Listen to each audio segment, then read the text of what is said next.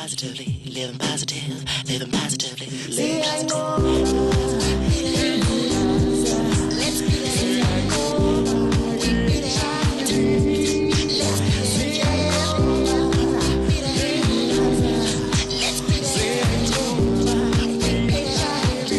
Namkelekile kuSiyayinqoba beats it. Inkqubo yakhe wonke ubani ophila okanye ochaphazeleka yi-HIV. Igama lam ndingunokubonga yawa, ndiphila nentsholongwane kagawulayo, ndineminyaka emithandathu ndiphila nayo. Sonke siyayazi ukuba ukutya okusempilweni kubaluleke kakhulu empilweni yomntu. Iindaba ezimnandi zezokuba akufuneki ube nemali enintsi okanye ube sisityebi uze utye ukutya okusempilweni.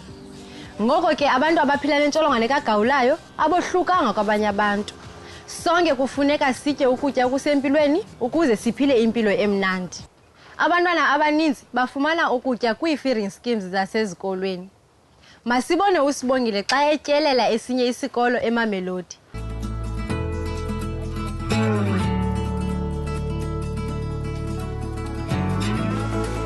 Ya, Mthebedi.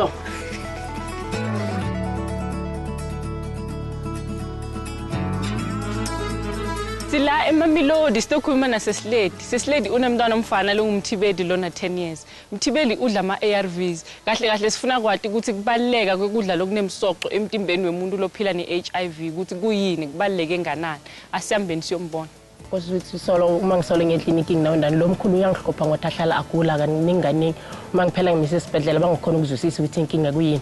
So ngelinye ilanga wa-admitwa esibhedlela saseMamelodi Day kwaba nodoctor ongicela ukuthi ngothi mina ngiyasazi i-status sami ngaba njani mengatestisha umfana wami lo mkhulu ngoba asesekhona lesibhedlela. So ngavuma banginikeza i-consent form ngasayina then bamtesta then ama-result avela HIV positive. I-feeding scheme yasesikolweni imnceda njani lo mfana wakho lo mkhulu?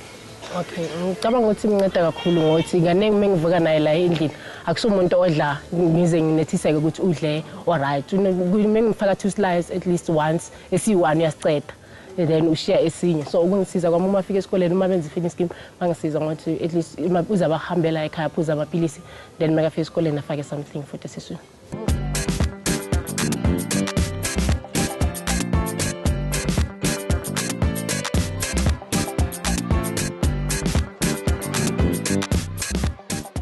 Njalo ke ekseni ke abantwana bethu banikezwa umdoko iporridge nobisi.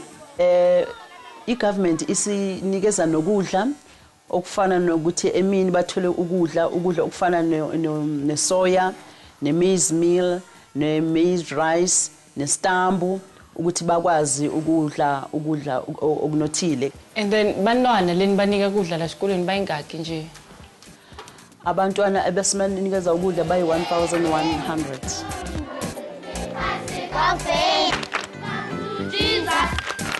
Njengoba bengisashile ekuqaleni ukuthi like thina lekhathi sisakhulu bebasinika abo 2 rand esikoleni futhi uthenga ama-snacks, uthenga ama-popcorn, ama-ice block, ungalithengi ukudla lokhealth but mase kwenteka so esikolweni bese kuya-relivana nje kancane.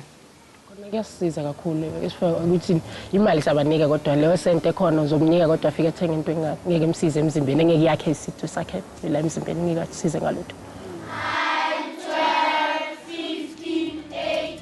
Kodwa yena uMthebedi uya-understand status sakhe and nekubaluleka kwekudla kwempilo yakhe. Okay, ukubaluleka kokudla uyakuzwisisa net kakhulu vele umuntu osaba ukudla uthanda usinkwa kunepampa kakhulu uthanda isinkwa uMthebedi.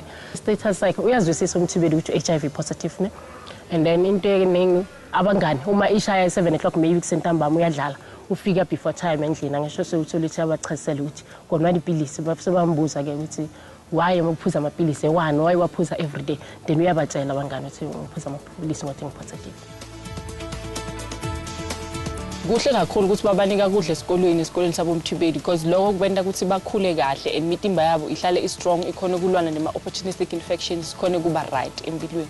So kubalulekile ke ukuthi njengoba siphila negciwane le-HIV thine we should take it upon ourselves to eat kudla loku right. It doesn't have to be something expensive but kona loku right ukuthi sidla kudla loku balance a day ku right.